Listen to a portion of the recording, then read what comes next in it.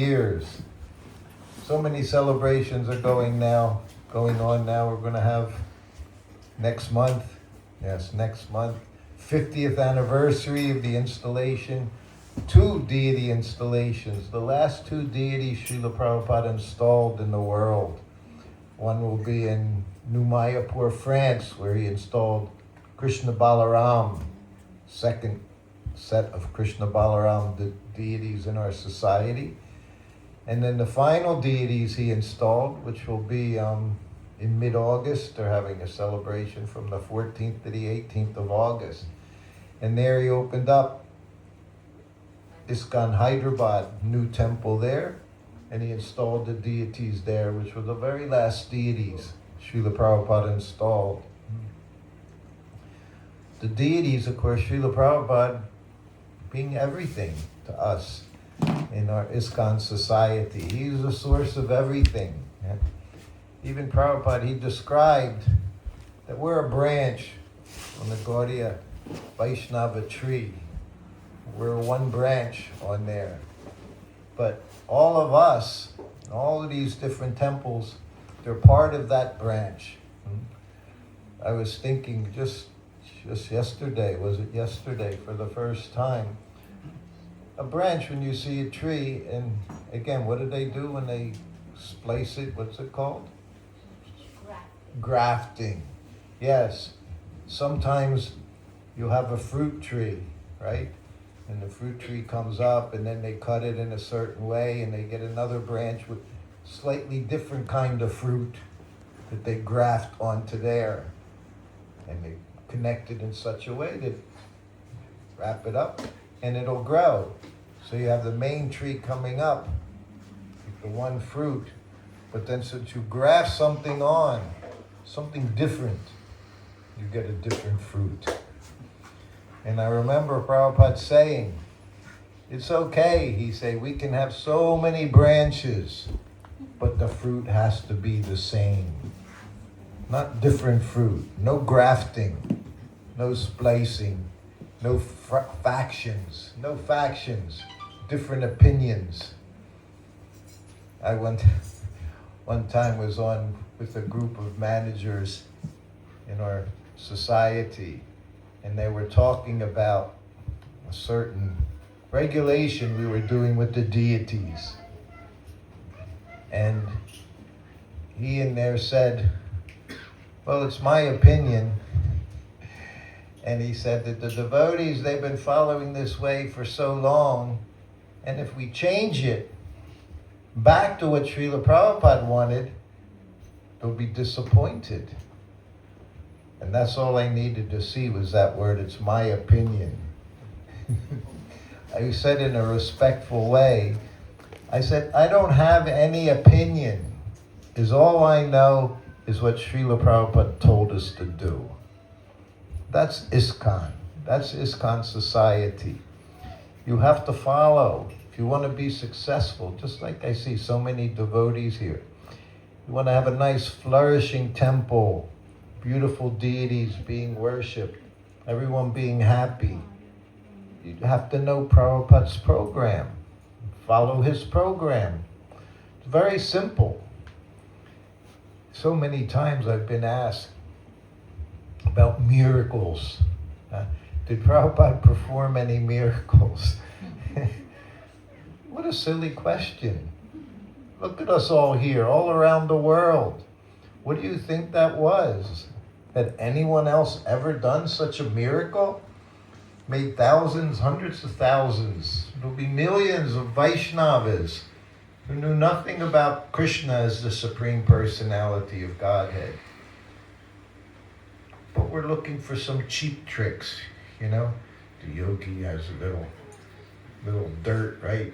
A little coal in his hand, he turns it into gold before your eyes. That's a miracle we consider.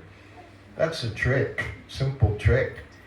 You can watch online, see so many tricks performed, and then they show you how that actually happens, and then you think, God, how silly am I to think something was going on?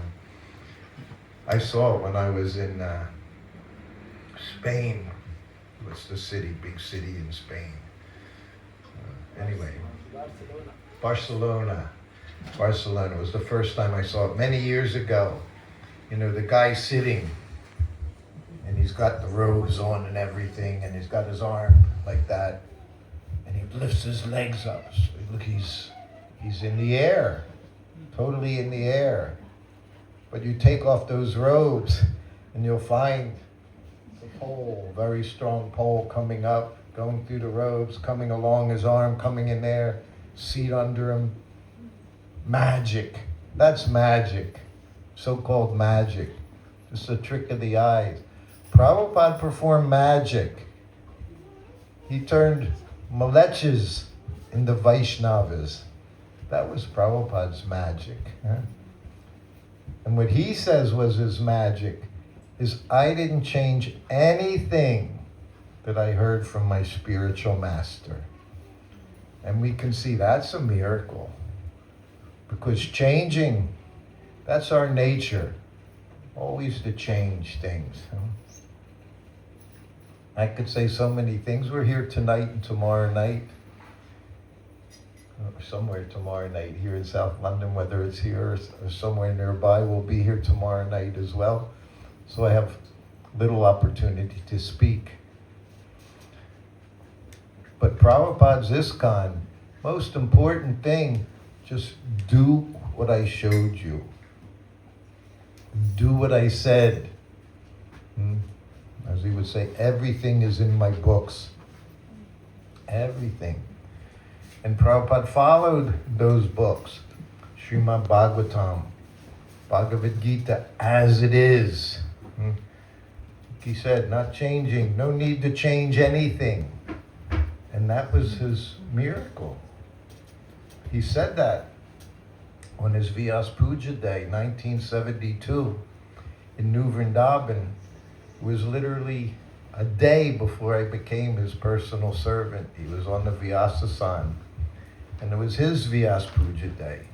And he said, so many of my God brothers, Prabhupada, sometimes he would speak very frankly. He said they had no potency because they didn't follow Guru Maharaj's orders. He said, I'm no one. Prabhupada would always say, I'm no one special, just simple. He said, but I'm messenger, like the mailman. He said, I just delivered a letter that was given to me. You may like what I say, you may not like what I say. That's not my business. My business is to deliver you just as I've heard it. And I got to see that day after day after day.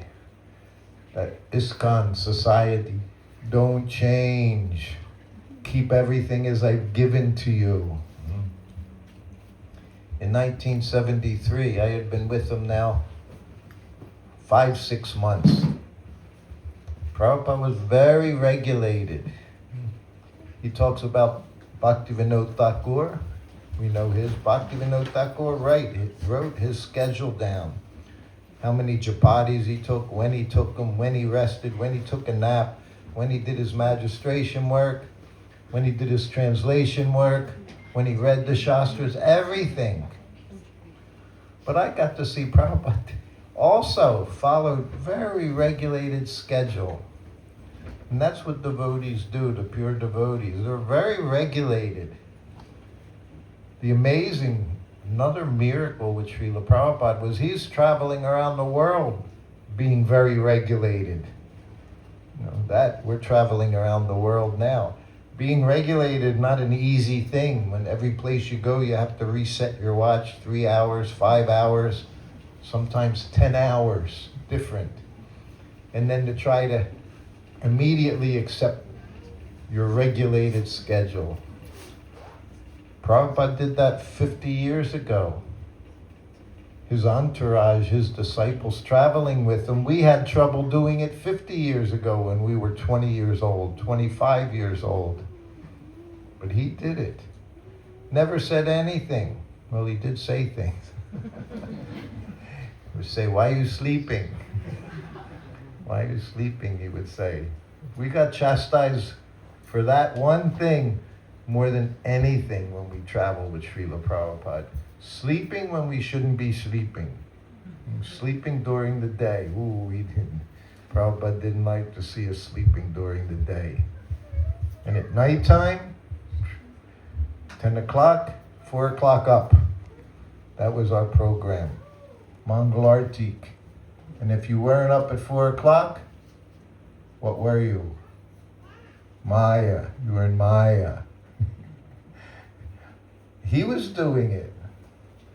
He wasn't up 4 o'clock. He was up 1 o'clock in the morning, translating his books, so we would understand Krishna consciousness, how to become Krishna conscious. Huh? So in 1973, I'm in New Dwarka with Srila Prabhupada. New Dwarka in 1970s was the world headquarters.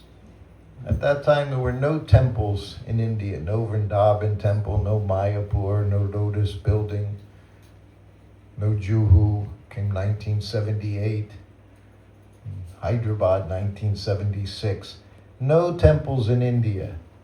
Los Angeles, New Dwarka was the world headquarters. And devotees would come there to learn how to be pujaris from the head pujari. The head pujari's name was Shalavati, woman. She was a woman, single woman. She came to the movement. She had 2 young boys. Left her husband, didn't become devotee. She had her two boys. She just died a few years ago, 95 years old or something. She was in New Vrindavan, where she left her body. She was the head pujari.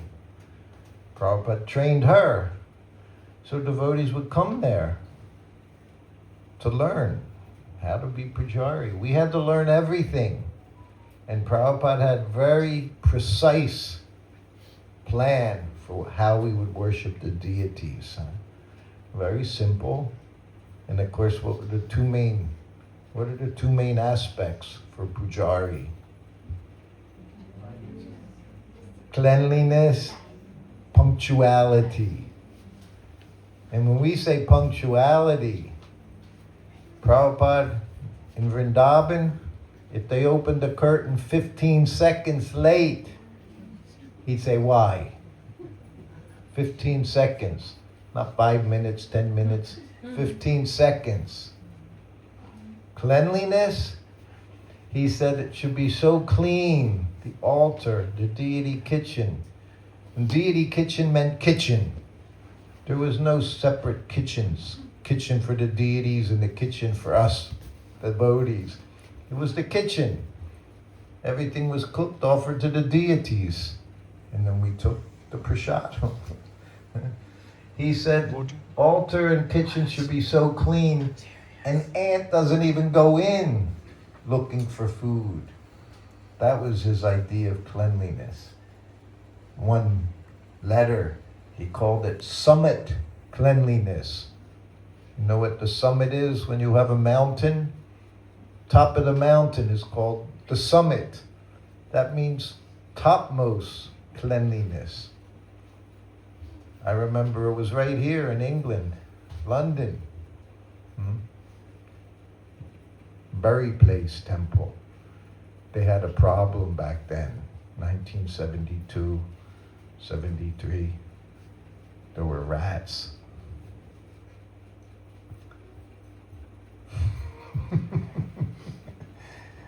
And one devotee, he was on a morning walk and he said, Prabhupada, we have this problem. We have some rats. They're going on the altar. He said, can we kill them? Prabhupada looked at him. He said, we should kill you. We should kill you. This was Prabhupada. 60 years. We have to do what Srila Prabhupada gave us. That's always the goal. And if we're not there, we have to get ourselves. Then everything will flourish as it flourished when he was giving us our instructions. Everyone was following so much, so hard. In Los Angeles, he went into the kitchen one afternoon. he asked to go into the kitchen. When Prabhupada asked to do something, he knew there was something he wasn't going to like. He didn't ask to go into the kitchen to praise the devotees. If he went into the kitchen, it was because Rukmini Dwarkadish told him, go in the kitchen. Something you have to see.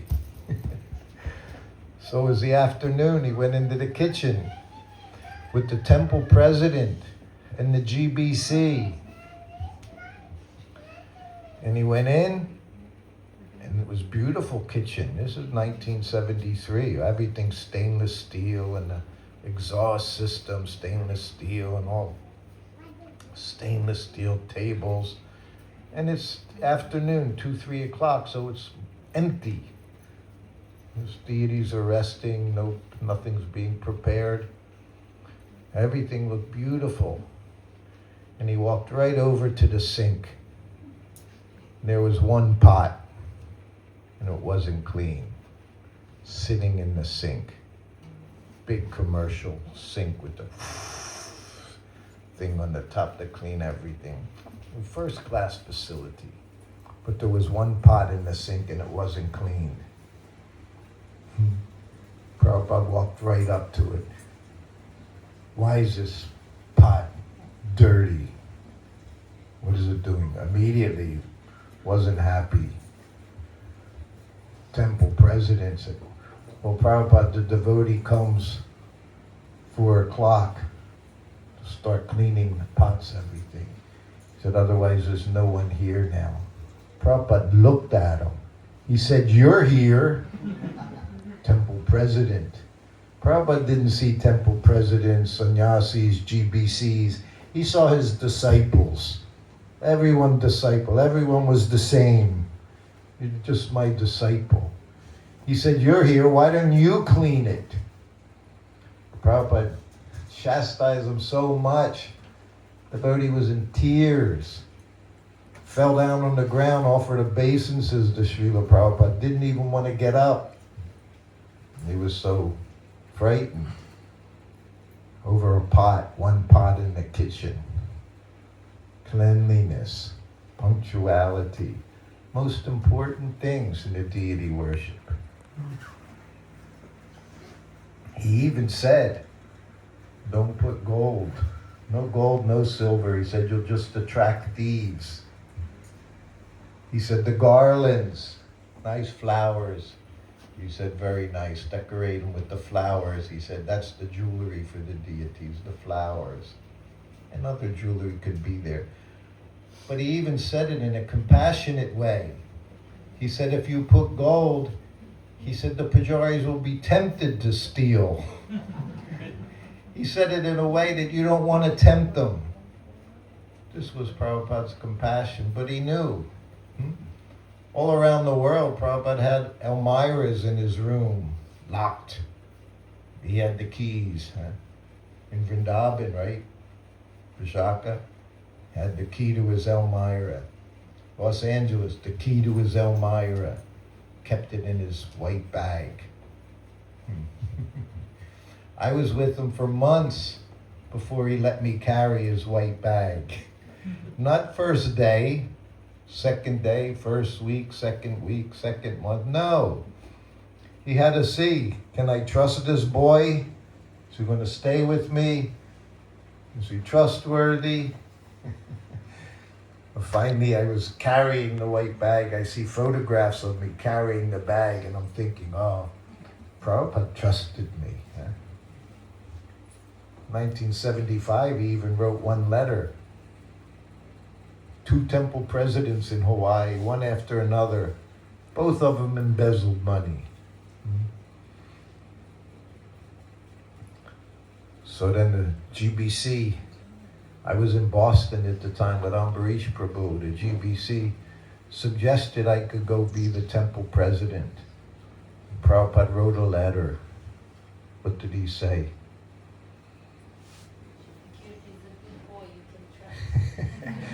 He said, Srutakirti is a good boy. You can trust him.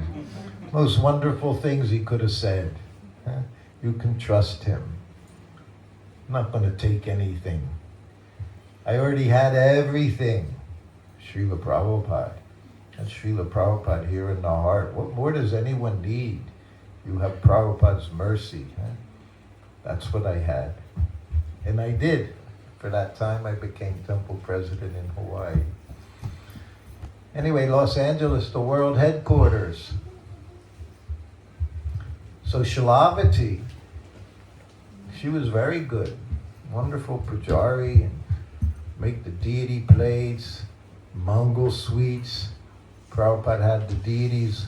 What do they have before Mongol Artik? What kind of sweets? Sandesh, Rasgula, Rasmalai, Burfi, Kheer, Rabri, all nice milk sweets, huh? So they were making them there. One day we would get the Mahaprasadam from the deities, Rajbhog offering, because we're living in Prabhupada's quarters, upstairs, downstairs. I was upstairs in Prabhupada's next to his room. The other two were downstairs. But I cooked for Prabhupada and there was a little bit left. But then we needed prasadam and they would bring us Mahaprasadam. Well, one day, we get the Mahaprasadam, Rajbhog, and there's a sweet in it. And the sweet was not like anything I had seen before. It had dates, nuts, peanut butter, and it had American Quaker Oats puffed rice from a cereal box. Not made in the temple. This was bought in the store, just a box. Quaker Oats, like Kellogg's puffed rice. And I saw it. I had been with Prabhupada long enough and I thought, oh man, this is not good. This is not good. I didn't say anything to Shilavati. But that day, lunchtime, or the next day, Prabhupada's plate, every meal, breakfast, Sandesh on his plate. Lunch, Sandesh on his plate. 9 o'clock at night, hot milk, Sandesh on his plate. Or Rasgula, or Burfi. Every meal. So that lunch, I put 2 Sandesh and 2 of these rogue sweets in the bowl. Because you always put 4 sweets. Why 4? You know why, Mataji? 3 sweets is you give to your enemy. You have an enemy, you put 3 sweets on his plate, then he knows he's your enemy. Prabhupada said, 3 sweets you give to enemy. 4 sweets you put. So there were 2 and 2. When I gave Prabhupada his lunch, from this cooker, I would bring in his plate, rice, dal, bitter melon, 1-2 different sabjis, and 1 chapati puffed up, ghee on it. Then I'd put it down, Prabhupada would come sit down, start taking prasadam. I'd offer obeisances, run back to the kitchen, roll out a chapati, puffs up, put a little ghee on the top, still puffed up. You run back into Prabhupada's room, you slide it onto his plate. He's just finishing his first chapati. You slide it in, everything. Krishna arranges everything, right on schedule. And you offer obeisances and you can hear him push the chapati down, very happy. Chapati means puffed up. If it doesn't puff up, useless. Useless. Then you run back out of the room, you make another chapati, put the ghee on the top, run back in, keep 2 chapatis, 3, usually 4 to 6 chapatis. They're not big like this. They're proper, nice little chapatis, thin, and puffed up, every one. Always puffed up. You don't get puffed up. Chapatis get puffed up. So back and forth, back and forth, back and forth. Then I come in, Prabhupada's finishing his lunch. He looks at me. He said, "What are these sweets?" He said, "Did you make these?" I knew it was gonna. I was a little rascal. I would bring to Prabhupada. If I didn't think something was right, I'd bring it right to him. I wouldn't say anything. He said, "What are these?" "Did you make these?" I said, "Oh no, Prabhupada." I said, "I made the sandesh." Oh. I said, "They're from the deity's plate, from Raj Bhog."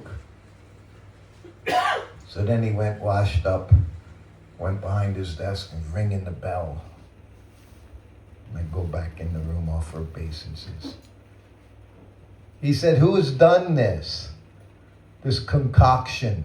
Who's made this concoction?" He said.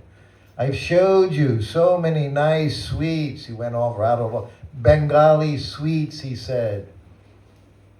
Rasgulla, sandesh, burfi, all these nice sweets. He said, "What is this concoction? You Westerners," he said.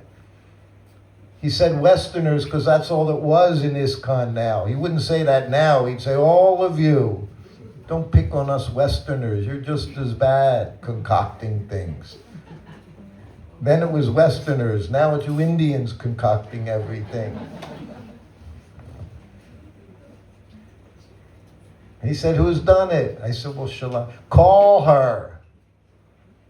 So then I had to go see Shalavati. "Prabhupada wants to see you." Prabhupada said, "Why?" He said, "Don't concoct. Why you change everything?" He said, "You devote always changing everything. Just do what I told you. Don't change anything." Yes, Prabhupada. So often there, wherever I went, devotees would ask, "What did Prabhupada say? What's Prabhupada doing? What's Prabhupada eating?" It's all we thought about was Prabhupada. Every place we went, I would walk out his doors or people are standing outside Prabhupada's quarters. What did he do today? What did he say? What did he have for lunch? And Shalavati, her and I, we had nice. She was my Mataji. She was much older than me, She was like 20 years older than me. And I told her, she said, "What Prabhupada have for lunch?" So I described it. Make rice, chapatis, dal, sabjis. I bring him one chapati, go back, make another chapati, bring it. So then one day, I'm down in the Pujari area, which was right below Prabhupada's room. And she says, "Sruta, you know what I'm doing?" I said, "No." I said, "What are you doing?" She says, "I make the lunch for the deities, Rukmini, Dwarkadish, Jagannath, Baladev, Subhadra, Sri Sri Gauranatai, 3 plates." She said, "I put one puri on the plate and I bring them their lunch.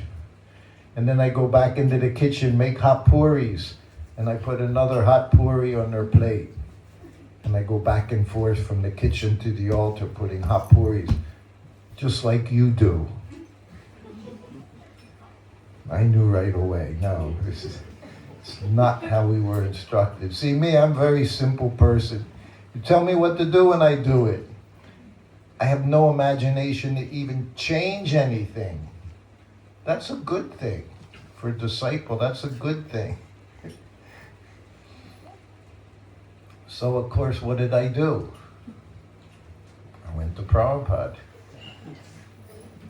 I told him, I said, "Shalavati's bringing one puri at a time to the deities on the altar." I said, "Like I give you the chapatis." He said, "No." He said, "You bring them their plate, Raj Bhog, and then you have to let them eat 15, 20 minutes. You don't go in there while they're eating." "Why?" He said, "Always concocting things, changing things. Don't change anything." People call me fanatic. Prabhupada made me a fanatic. He was a fanatic. ISKCON. He wanted ISKCON to go on forever. Huh? Not just 50 years, 60 years, 600 years.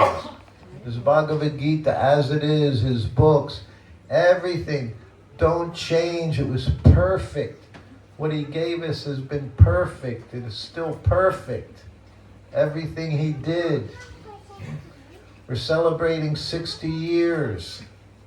We have to be very careful that in 60 years, in 100 years, we recognize what Prabhupada gave us. Simple formula. Read his books, distribute his books, worship the deities as he showed us. 60 years ago, he set everything up. Founder Acharya. Set everything up. That means, what does Acharya mean? Everybody knows what Acharya means, right? Teaches by example, the Acharya. But founder Acharya, that means he created a society. He created it. He founded it. Founder Acharya. He created it exactly how we're supposed to do everything within the society. And if we want to be successful as a society, as a temple, personally in our lives, we just have to follow what he showed us. But that's not such an easy thing, as we see. In that lecture 72, Prabhupada said, my godbrothers, they couldn't do it. They were all sannyasis. What was their business? Preaching. He said they were content. Open up a temple, ring the bells, collect some money. He would speak very frankly. He said, and Prabhupada, he wasn't the only person that got that message. His Guru Maharaj, saying to preach in the Western world, he said it in General Assembly. But Srila Prabhupada, our good fortune, Prabhupada took it up. He took it seriously. And we've heard stories his Guru Maharaj knew and always said, now you just do what I told you. When his godbrother said, what about Abai? Should he do this? He said, don't worry about him. He'll do what's necessary when the time comes. He understood he was going to carry the torch, as we say, carry the torch, huh? So this is ISKCON. ISKCON, all ISKCON is what Prabhupada told us it is. Nothing more, nothing less. And we've been successful so much. But we also need to be careful. Even when Prabhupada was here, he would have to chastise, give instructions, tell us just do what I told you to do, don't do anything else. And he made it so very simple.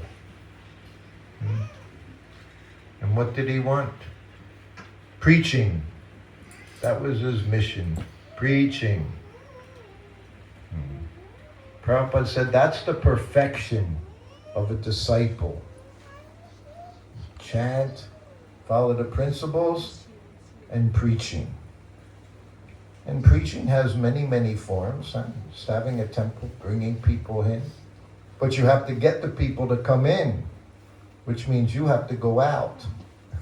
They're not just magically going to walk in the door. That's how we came. I was struggling, 19 years old. I was at a park watching rock bands play music. All the latest thing, 1970, many, many rock bands were there. Of course, the Beatles were there, Rollings. It's big, huge. We listen to them to this day. 60 years later, they're still listening to these groups. So we had the imitation ones playing their songs. Me and my friend. We were both frustrated, both going to college, both had scholarships, and we saw a group of bald-headed people and women yellow saris, yellow robes, men, yellow robes. At that time, everyone wore yellow because they would go to the cloth store and buy this big bolt of polyester yellow cloth. There was no gift shops you could go to, temple gift shops, buy your dhoti, kurtas. It didn't exist. You couldn't buy japa beads, you couldn't get neck beads, bead bags. None of that existed. So they were all in yellow, 1971. Banging on drums, playing cymbals, little cartels. And my friend said, let's go see them. Just like Prabhupada's friend said to him, let's go see this sadhu. And I said the same thing, and no, I'm not interested in seeing these people. They had this big white mark going up their forehead. It wasn't chandan. It was from the hardware store. It's what you patch the walls with. You have a hole in the wall, this powder, mix it with water, you patch the wall. It's called Fuller's Earth. So they put that on in the morning. It would be there 24 hours later. It's still on your forehead. Best tilak ever. Once a day and you're good. Good for the whole day. So they had this bright white tilak up on their forehead. The men had these shiny shaved heads. And the women, everybody dancing, banging drums, singing the song. And my friend kept saying, let's go see them. And I'm like, no, they're like from Mars. I was looking for their spaceship. Anyway, he convinced me. They stopped chanting. We went to them. And I said, what are you doing? They said, we're chanting God's names. Couldn't believe it. I said, what's his name? I was looking. I didn't want to read philosophy books. I wanted, boom, God. I wanted God to appear to me and tell me who he was, what I'm supposed to be doing, why I'm here in this world. I had all those questions. So I said, who's God? They said, Krishna. Then they told me God's name, told me his mother's name, his father's name, his girlfriend's name, all his boyfriend's name, everything, where he lived, his address, everything. Me and my friend. That was a Sunday.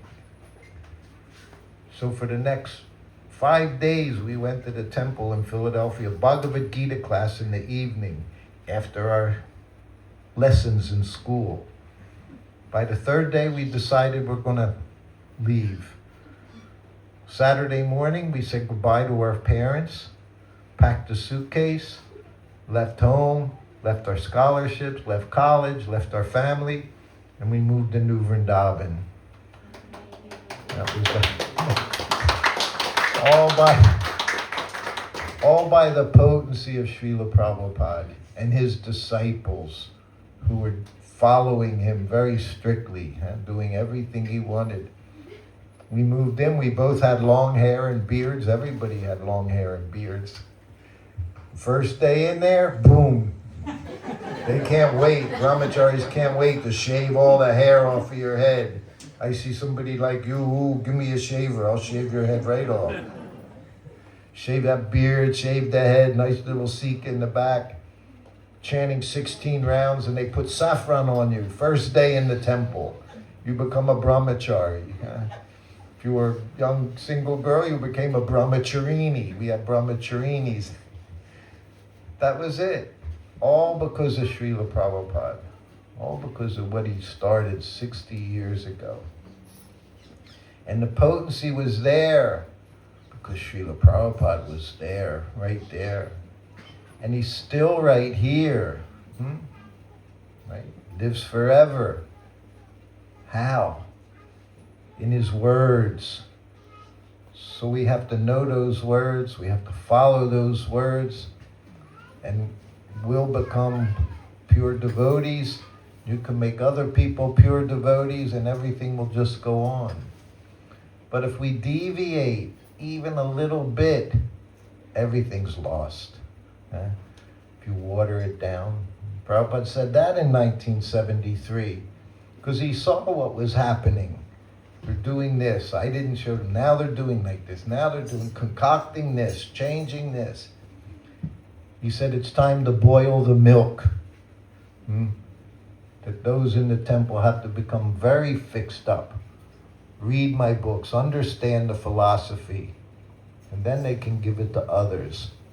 But if they don't understand, what are they going to pass on to others?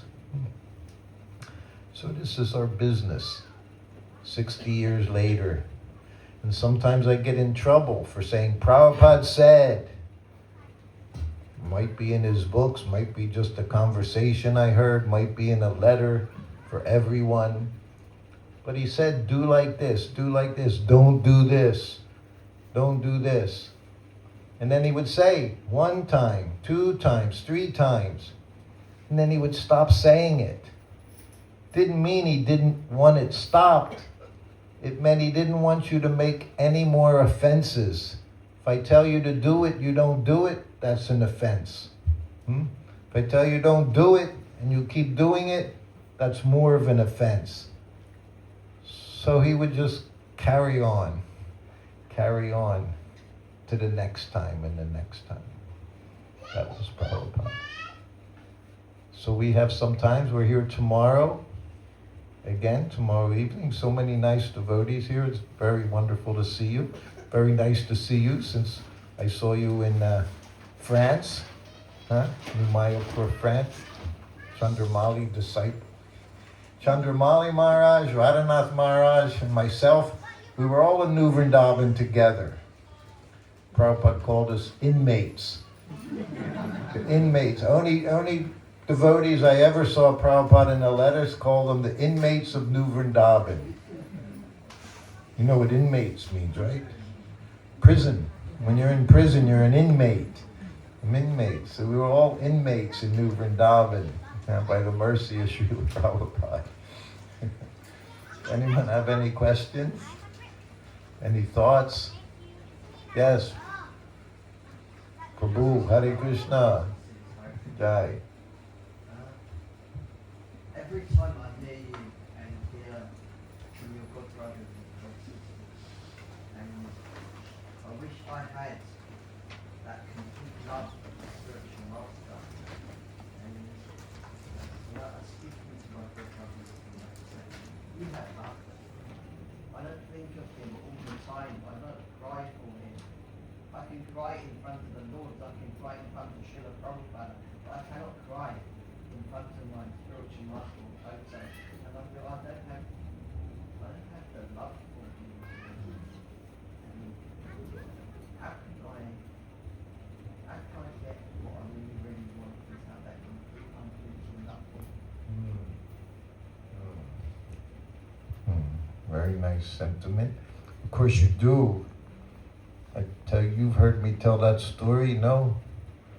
I said the very same thing to Srila Prabhupada giving him a massage one day when I was at the airport in Los Angeles, and I saw everybody had so much love for him, crying, chanting, dancing, jumping up and down, and I didn't feel anything. I had been with him for a year, traveling with him around the world with him every day. I said, when you were with Prabhupada, every day's like Janmashtami, Balaram Jayanti, Ram Nomi, everything all rolled into one because Prabhupada was there. Everyone's in ecstasy. But I was with him every day, week after week, month after month. And then the ecstasy kind of went away. I'm just doing my service. To feel that every day. Even I see when we have festivals sometimes, like you see the retreats and all, 4 or 5 day retreats, so much ecstasy. Then you go back to your home and it's like, you feel all empty inside. Like I was feeling so happy and now it's all gone. So I was massaging Prabhupada and I was feeling very sorry for myself that everyone was in ecstasy and I wasn't. And here I am with Prabhupada. And I'm behind him, massaging his back. And I was so with Prabhupada so long.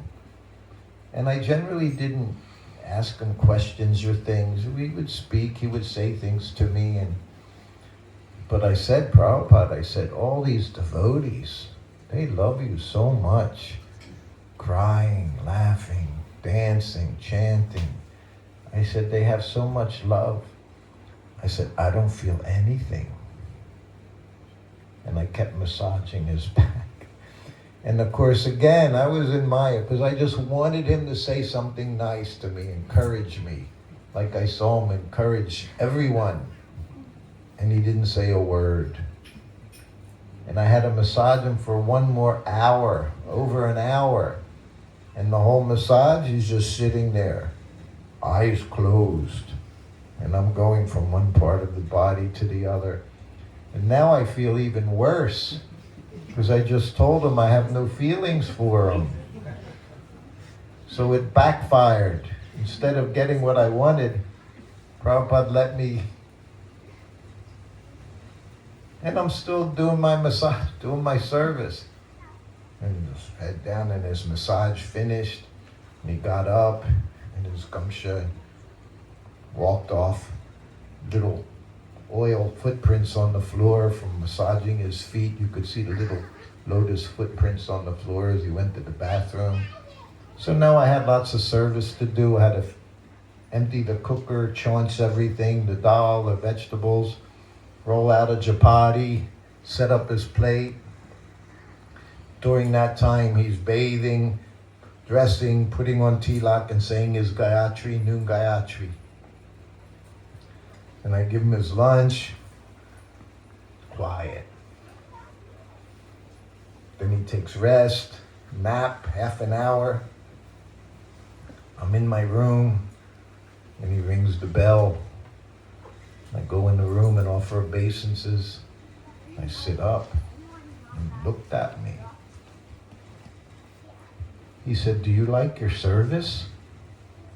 I said, yes, Prabhupada. I said, very much. It was a very wonderful service. Who had service like that? Huh?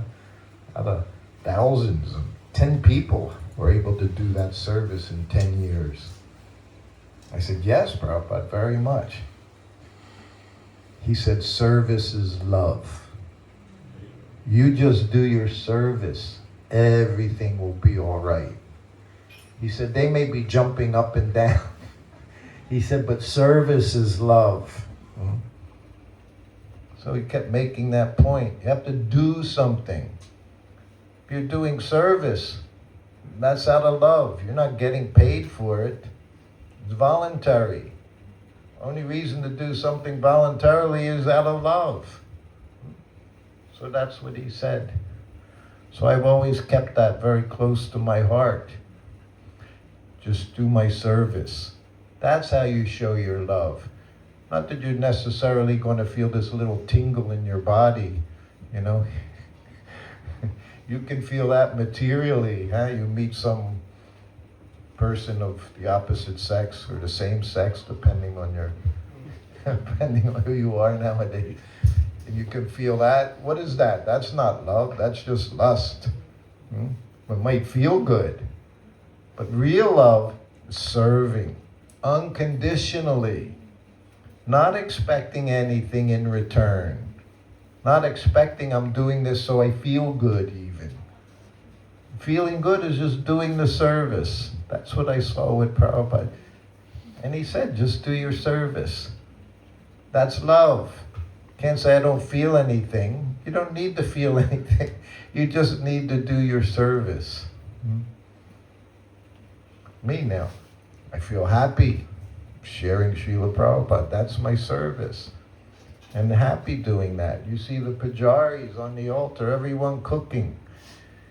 Just concentrate on what you're doing. That's Krishna consciousness. Not looking for some result, some little scratching the itch thing. They'll be happy. Happy, unhappy, none of that matters. The only thing that matters, you serve Krishna. We say those words, don't we? I saw one Mataji today, the book distributor. I don't want to go back home back to Godhead. Wherever Prabhupada's going, that's what I want to do. I want to go there. Hey, that's love. Imagine, we come here because we want to get out of here. To come to the spot where you can sincerely say that, I don't even care if I leave this material world, as long as I can serve Srila Prabhupada. She's not a Prabhupada disciple. She's a grand disciple. But she's fixed on Srila Prabhupada through her Guru Maharaj. There's nothing wrong with that. It's not a bad thing.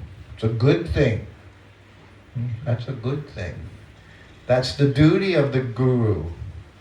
Your spirit is to bring you to the lotus feet of Srila Prabhupada in ISKCON. Like Bhakti True Maharaj said, right? The 5 regulative principles. You know the 5th principle? No meat eating, no intoxication, no illicit sex, no gambling. What's the 5th one? Never leave ISKCON. That was his instruction to his disciples. Now, and so many people will interpret what that means. Well, it doesn't mean not leave ISKCON, the society. It means the ISKCON of what ISKCON's. He just said, don't leave ISKCON. Like he never left ISKCON. Like Radhanath Maharaj, after so many things, when he went to Mumbai, was Kirtanananda was there. They were separated from ISKCON, and Kirtananda died. Then Radhanath is there. And he said to his disciples, what is it you want to do? We're going to be like this, separated, we'll be like this, we'll be like this. So they all had so many opinions. And he said, I need the association of my God brothers. That's ISKCON. Association of your God brothers. God sisters, uncles, aunts, whatever it is. Those that can help you advance in Krishna consciousness. That's what ISKCON is. Not a bunch of buildings. Buildings are everywhere. Buildings. Prabhupada would say, what's the difference between this place where we are and the house next door? That was in New York the day I got initiated. They were all just like Soho Street, just like Bury Place. They're all just stacked together. 4 or 5-story buildings. All exactly the same. You go inside this room, that room. Maybe you take a wall down to expand your temple room. But they're all the same. He said, what's the difference? He said, here we're serving Krishna. Therefore it's a temple. So that's the thing. Buildings don't matter. What matters is our attitude. Serve Krishna. Serve the spiritual master. And assist everyone in your family. Encourage them in their Krishna consciousness. And if you see them down, you encourage them more. Not ignore them, kick them away, say they're in Maya. Everybody's in Maya, just various degrees. Maya's everywhere. Krishna's everywhere. So you just have to turn to Krishna. Yes. Hare Krishna. Welcome.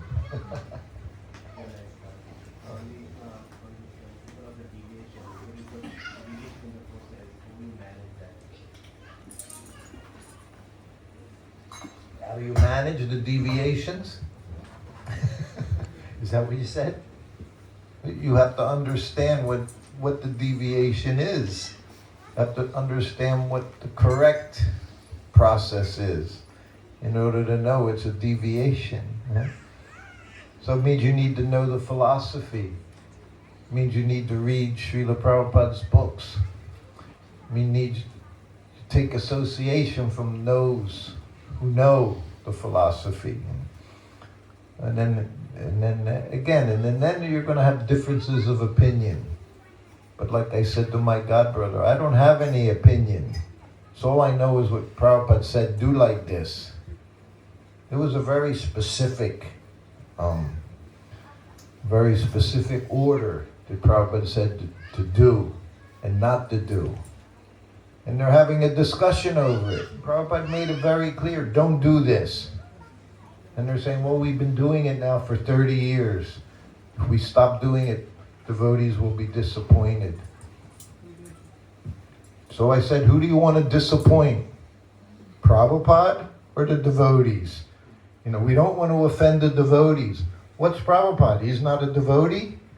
We're offending him, his society, his ISKCON. It's not my ISKCON.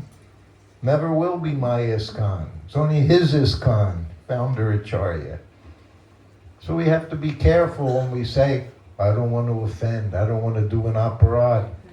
We can make aparads to the deities, we can make aparads to the pure devotee or group. So we have to be very careful when we think, I don't want to offend the devotees.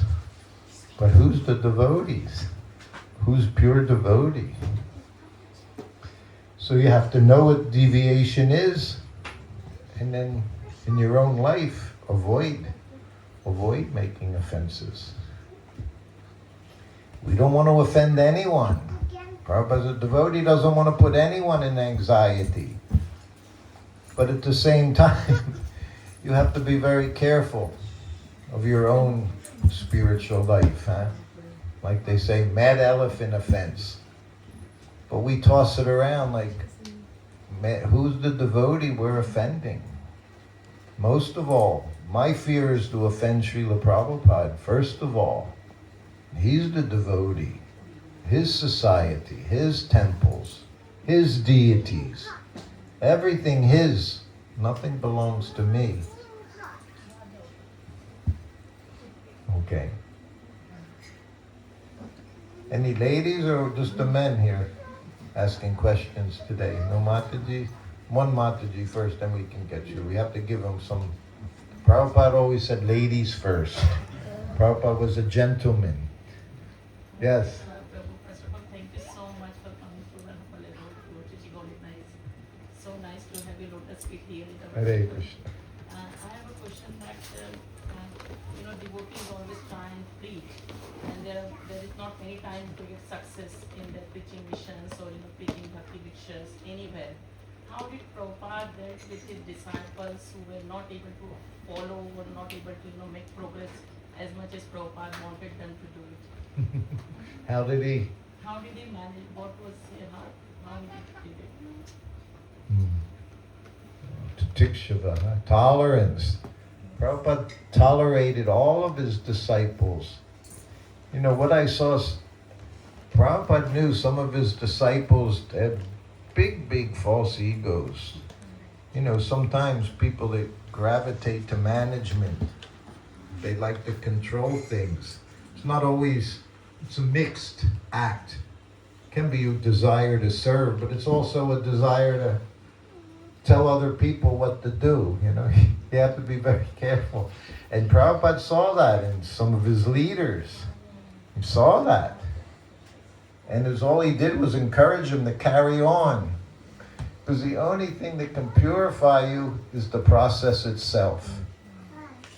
But and that's why the list of offenses are there, and is described in Chaitanya Charitamrita, the creeper of devotional services there. We have to be very serious, very attentive, very careful, that when we're chanting, we're not watering weeds. Because they grow right alongside the creeper, and they can completely just cover over the whole creeper of devotional service. And we may not even be aware of it. Maybe others can help. But again, false egos there. But Prabhupada tolerated all of us. One time, a devotee said to Prabhupada, Prabhupada, we're all like puppets in your hands. Prabhupada laughed. He said, yes. He said, I want you to go like this, and you're going like this. Older people will know what that puppet, this is exactly what a puppeteer did with the strings on his fingers, is all you did was go like this, right? Like this and like this. So just that subtle move, going this way instead of this way. So Prabhupada said, he's telling us to do one thing, we're doing something else. He didn't run away. He just told us, keep chanting Hare Krishna. Keep trying to serve sincerely. And his main thing was to see that the holy name was spread all over the world. That was his business. That was his service. And sannyasis fall down. while he was here. One of them, it was in Mexico City. And now, by the time Prabhupada got there, 75, this ex-sannyasi, he was married and he had a child. And you know what he named his son? Abhay Charan. Prabhupada said, where is he? Prabhupada was in his sitting room. And they said, oh, Prabhupada, he's here, but he's embarrassed to see you. Prabhupada said, call him. So he came, and we would say in America, with his tail between his legs, you know. The dog, when the dog is, the tail between. So he was embarrassed, he was ashamed. He was a sannyasi. Now he's wearing white. And came before Prabhupada. And he said, Prabhupada, he said, is it okay? Is it okay? I can still serve you. Prabhupada looked at him. I'm sitting right next to him. I was a grahasta by this time. And Prabhupada looked at him. He said, I'm not Lord Chaitanya. He said, Lord Chaitanya, he could make the animals chant and dance. He said, I need all the help I can get. He said, now you're a grahasta. He said, like Srutakirti. He said, just carry on, do your service. So that was probably, in any situation, the only atonement is service. Is again, take up the process. There's nothing else to do but take up the process. So Prabhupada was most merciful, most compassionate. He said if he made any mistake, it was taking on so many disciples that weren't qualified. But he said, that was his compassion, pure devotee. Accept anyone, service from everyone. And things carried on because of his chanting Hare Krishna, not our chanting Hare Krishna. It was his pure chanting Hare Krishna, his desire. And it's still by his desire that things expand. And if you think like that, you can accomplish very much.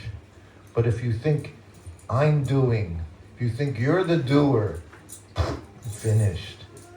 That's what Prabhupada said, you're finished. Yeah. As soon as you make a change, he said, you're finished. As soon as you think you know more than the guru, finished.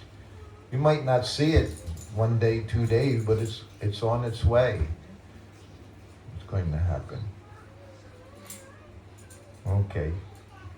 Oh, now we have, yes.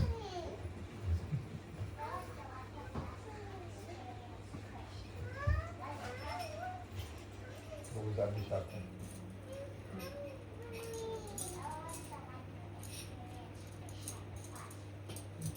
Who was the one who experienced Krishna in the first place?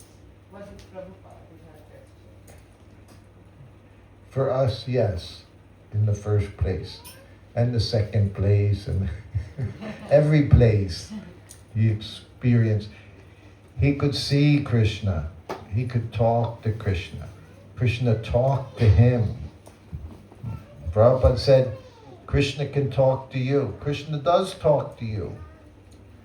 But we have to learn how to hear. By chanting Hare Krishna, we learn how to hear and pay attention. He said, Krishna will talk to you, but you have to qualify. So you have to qualify yourself.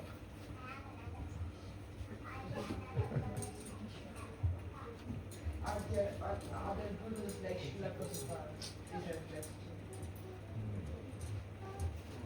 Yes, that's what disciplic succession means. Prabhupada's guru, he was pure devotee of Krishna. And Prabhupada's guru's guru was pure devotee. So that's what we call it parampara, disciplic succession. So what makes them pure devotees is they only repeat what they hear from their spiritual master. So everything remains intact. Nothing changes. So the potency's kept that way. Okay. Yes. Okay. This side now, we go, yes, Prabhu. Thank you, Professor. Wonderful class. Unlike you had a wonderful opportunity to first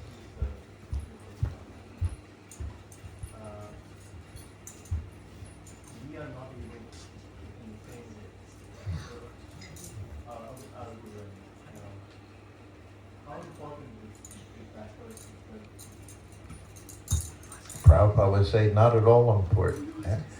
How many, like I said, he might have had in 10 years 15 personal servants. How many disciples did he have? 5,000. Some of them never saw him.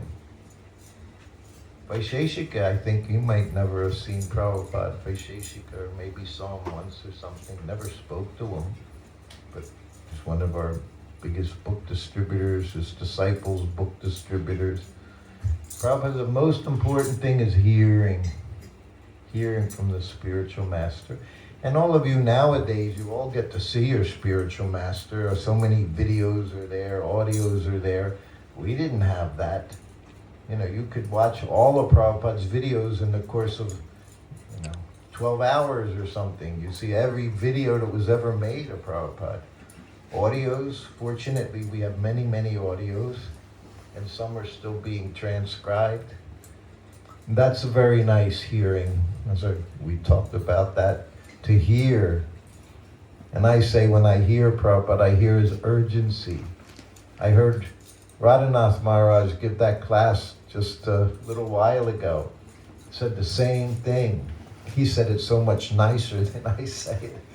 But you can hear Prabhupada's urgency in trying to give Krishna to everyone. So that's what you have to hear. Chandramali Swami, he says, sometimes he told me I was reading Prabhupada's books and I could hear him speaking. So that's there. You can hear. No loss. We shouldn't feel, I missed out. No one's missing out. I have, granted, I had a very special upbringing with Srila Prabhupada. And because I did, that's what I can offer, that's what I can share. I was never some big book distributor.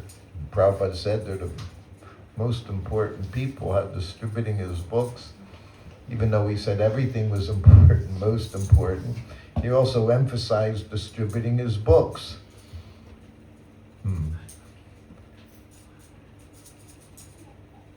She's giving me a signal over there.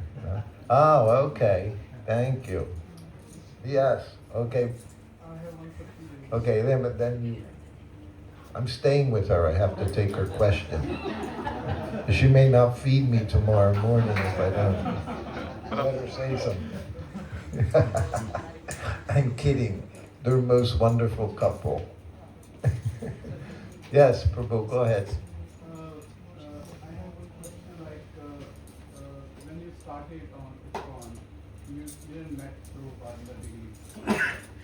So you started chanting, you immediately made a decision.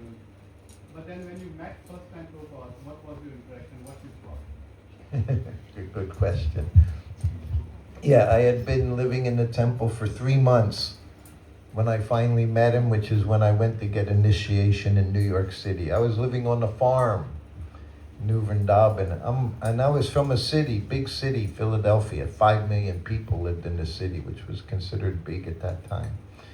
And my friend and I moved right to New Vrindavan. I was within days, I was milking cows, fixing fences, everything completely foreign. But the topics, we would, of course, have our Bhagavatam class, Bhagavad Gita class in the evening, Krishna book readings during lunch. I was the Krishna book reader, and everyone would eat lunch. And then at nighttime, all the brahmacharis are in the ashram, and I would tell them the story that I read at lunchtime. Whatever I could remember, I would try to retell the story. So in this way, Kirtanananda was training us all up. Other than that, topics were always about Prabhupada. Prabhupada was in, I joined in the end of April. Prabhupada was in Russia in June. And all we heard was about Prabhupada. There was no internet, no one used the telephone. Everything was done with letters. And somehow or other we knew everything Prabhupada was doing. Everything he was saying, everything he was doing. Prabhupada was in Russia. Prabhupada spoke Professor Kotovsky. I heard that name so many times, it'll never go away from my head. Professor Kotovsky. I never even read the conversation, but I know Professor Kotovsky. So that was, we lived on that, what Prabhupada was doing. Because as I've been saying I said different times, we were in the US. No one knew anything about Krishna. There was no Indian community in the United States at that time. We're all Christians or Jews. There were no Muslims. There were Christians and Jews, mostly Christians. Many, many Catholics, and then different other branches, Christian groups, and Jewish people. So that's all that was there. And there was no philosophy. In Catholicism, Krishna was, God was there. No one knew his name. No one knew what he looked like. We figured he was this old man judging people. That was his business, was the judge. That's what I learned in school. You're going to go to heaven or you're going to go to hell. We had mortal sins, which were bad, bad sins, and then you had little sins, venial sins. So all these different things were put into our heads as children. But we had no philosophy. At the time of death, you went to heaven or hell. That's it, finished. There was no transmigration of the soul. And this life, you were born with a soul. The soul didn't exist previously. Just a bunch of nonsense. Huh? What Prabhupada called hogwash? What was the terms for Indians? Hodgepodge. Just a bunch of hodgepodge. It didn't make sense. How does it make any sense? All of a sudden you exist, and then you die, you finished, everything finished. Why are there rich people? Why are there poor people? Why are people born suffering? All these questions, no answers. And then all of a sudden, this person with a shaved head, he tells you philosophy that makes sense. This is what happened to us. We went from not knowing anything. See, Prabhupada said Indians are Krishna conscious. They all accept transmigration. Huh? Sometimes not a good thing, because they figure, there's always next life. I just sit here in my little bed, sell a few limkas every day, and everything's okay. No, not okay. You know, that's the hodgepodge. But us, one day we don't know anything. And the next day, you're like up to here with philosophy of Krishna consciousness. And everything crystal clear, just made perfect sense. Me and my friend, we had no arguments. No questions even. Just accepted everything. First deities we saw, they were this big. Jagannath deities. We went into the temple room.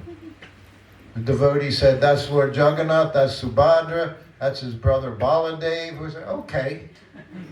Just like that. Because it all made sense. Everything made sense. And we were in ecstasy from suffering in the material world, not knowing, why am I going to school? Why is my life so unsuccessful? Don't know what love means. I had no idea. I remember, young, 17, 18, went on a date, girl told me she loved me. I said, what are you talking? What is love? That's what we thought. What's love? I read Malati's little conversation. Prabhupada said, there's no love in the material world. She said, when he said that, everything made sense. Because we saw there was no love. Everything was business, conditional. Yeah, I'll love you as long as you do this, this, this, this, give me this, this, this. Don't do this, this, this. And all of a sudden, all your answers are All your questions are answered and they make perfect sense. We were in ecstasy for months and months and months before we realized we had to practice Krishna consciousness our whole life. And the senses, one of these days, they're going to start saying, they're going to start knocking on you. No, you want to enjoy, you want to do this, you want to do that. But that came after a long time. Otherwise, we were just so happy to find out Krishna is God, the Supreme Personality of Godhead. That, I say to was the biggest thrill to get. It's something you can't even imagine. That's how we felt. Imagine, one day we're going to school, the next day, finished, everything finished. To leave home.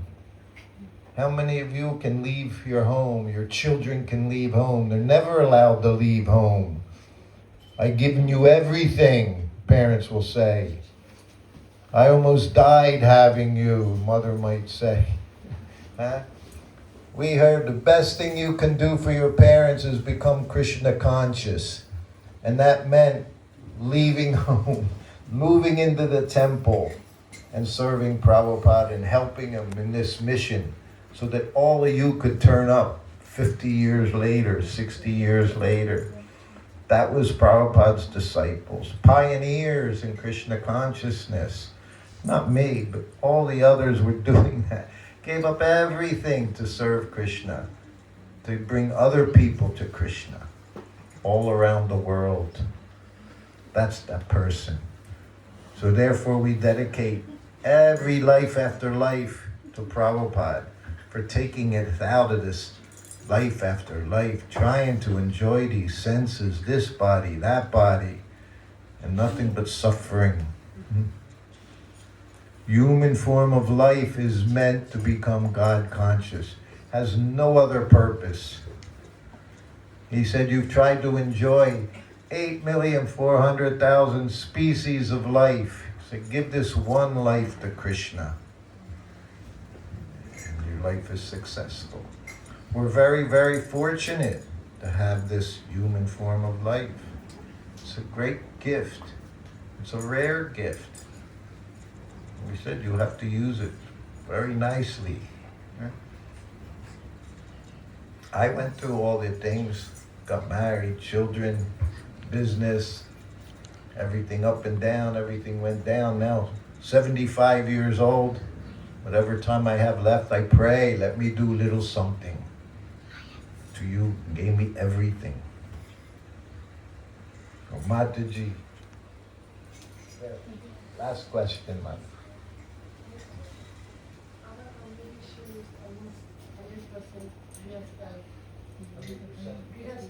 Yes. Apart from two beautiful temples. Yes, yes. And it's so hard for grihasthas. So, and we get so I know. I'm a grahasta. I've been grahasta for a long, long time. We get very little appreciation of your devotees like you.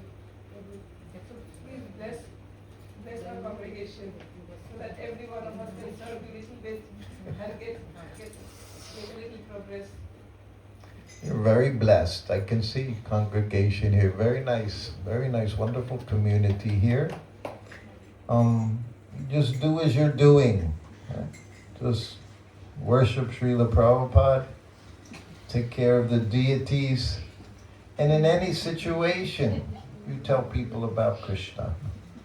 And that's all. For us, Prabhupada pushed us. He knew he had a short amount of time. So he had us doing exceptional things.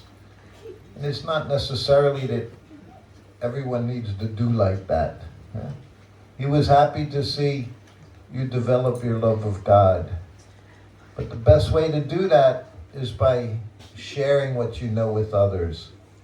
In any way possible. Cooking, deity worship, anything we can do it in. Even as a grahasta. Look at us, we're grahastas traveling all around the world as grahastas. But you have a family, you have to raise your children very nicely. What's that mean? They should see you're a devotee. Prabhupada said you're child worship more important than deity worship. But what does that mean? Not that you just worship them. They have to see you're a good devotee, happy, and love them. And they'll naturally be attracted. Not that you have to force them. Not that you have to be non-devotee yourself, just doing so many nonsense things. So whatever position is, there's grahastas, wonderful. Prabhupada was a grahasta. I always say, just see how Prabhupada lived his life. Do like that. He said he learned everything from his father. Everything, he said, everything in the society I learned as a child. He said, I've not taken anything new. He said, everything my father was doing. He said, the only thing I added was books, translating the books, the order of my guru. He said, otherwise, my father, I learned how to do deity worship through my father. So it's not so hard being grahasta. Everything is difficult. Prabhupada said, being grahasta is austerity. Prabhupada said, being a brahmachari is an austerity. This material world is an austerity. We're being bombarded. Every second we're being bombarded. More than ever. Now more than ever. It intensifies every day. So we just have to, like you're doing, just come here, good association, help one another, cook for Krishna. Sometimes go out on Harinam Sankirtan. That's what we did. Everyone, it's like, all of you, you all go in your homes, you chant. Prabhupada also did that. But then he also went outside. So that's the thing. It's nice, have all these gatherings, sadhu sanghas, people chanting, but take it to the streets. That's our business. You don't have to do it every day even. At least once in a week. Not a big deal to give up 1-2 hours. You might even like it. You might enjoy it. And maybe somebody will be attracted. Imagine if you could go home one day and think you helped someone, gave them a book. You do it on Rath Yatra Day, right? Everybody's out there and has their books and distribute. Any grahasta's doing that. You make sure you're out there to get the mercy, get the blessings of Lord Jagannath. Blessings are there every day if you want blessings from Lord Chaitanya. If you're out on Harinam, who's there? Lord Chaitanya is there. His party's there chanting along with you. You want blessings, then go get them. They're not going to fall on your head. Only rain's going to fall on your head. Blessing's not going to fall on your head. You've got to do the work. That's what we did. We did the work. You have nice family, nice sons, nice wife, deities. Everything is there. But nothing will give you satisfaction like preaching. Nothing does. Right? Right. That's the most pleasing. Prabhupada says, you have to have life to preach. That's what we want. We want to have life. When you preach, you have life. Why do you think you go to these retreats? Point isn't just go to retreats and you go back home, do the same. No, it's to encourage you to be like that, to do the same. It's not just my benefit. The more you give Krishna, the more you get Krishna. It's not a mundane thing. If I give somebody Krishna, then, oh, I lost him. No. It's the very opposite. The more you give Krishna to others, the more you get Krishna. So if you really want Krishna, give him to others. So many different ways you can do. All right, I think we can stop here tonight. All right, Mataji, last question. Another question, yes.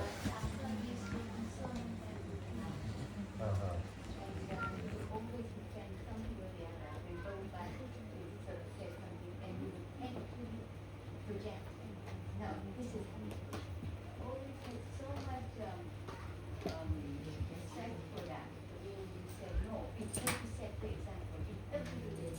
Prabhupada's way, when nowadays, Prabhupada's way is like you like you just mentioned. Because you all are here, if we carry on. As soon as the third generation is then it starts worrying that what and how people want to teach me. Because even the second generation doesn't know how to pass on. Whatever is being reported, even the pictures are being reported.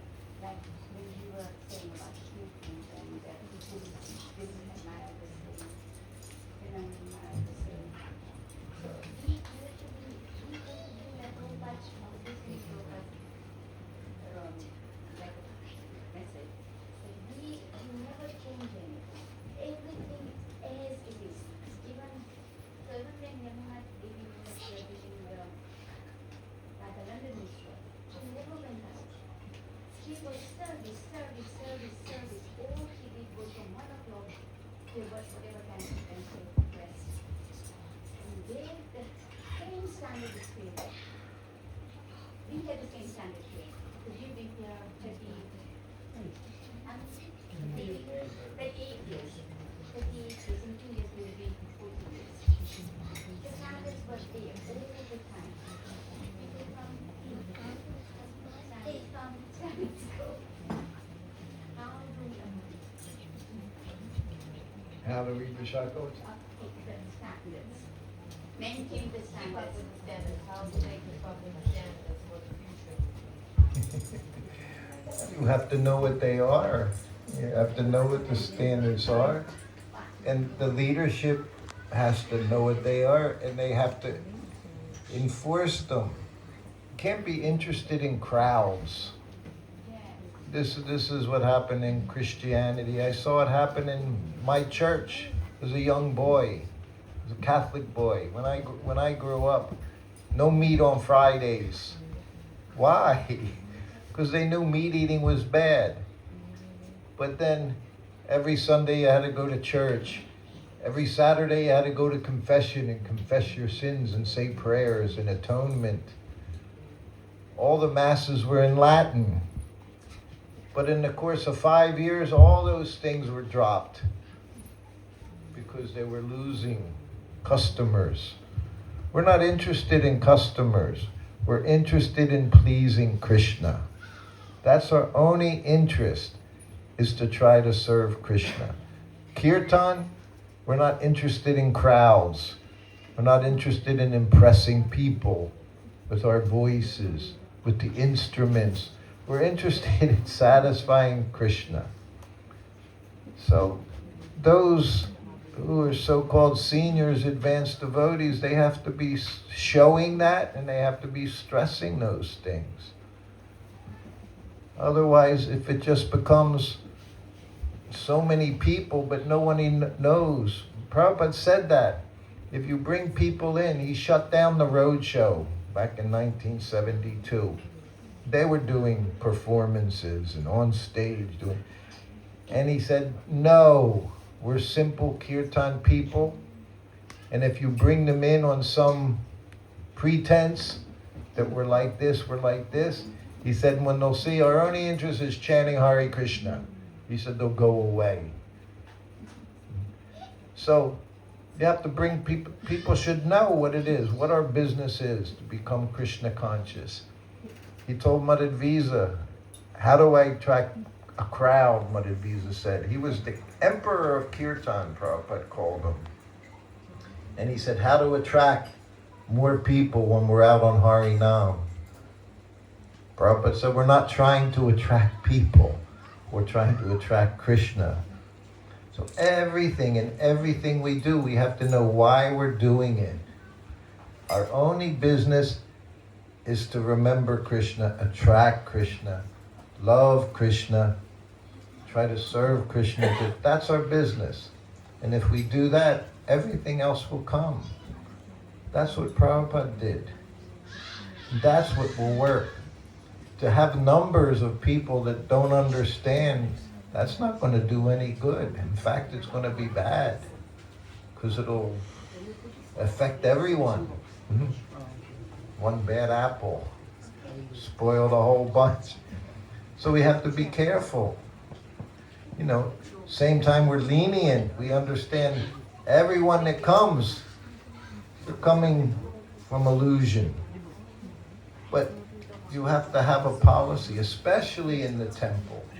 The temple should be the place, I always say, outside you want to have big performances, kirtan duties, kirtan this, kirtan that. But in the temple, it should be as Prabhupada showed us. Nothing more, nothing less. That's what it should be. Brahmachari should be brahmacharis. Sannyasis should be sannyasis in the temple. One should go to the temple and understand what it means to be completely surrendered to Krishna in that way and learn the process. Then you take it home, make your home a temple, teach your children Krishna consciousness, all these things. Everything's okay. But you have to know what to do, what not to do. All right. Hare Krishna. Thank you everyone for being here for all of this. You've been here. Hare Krishna. And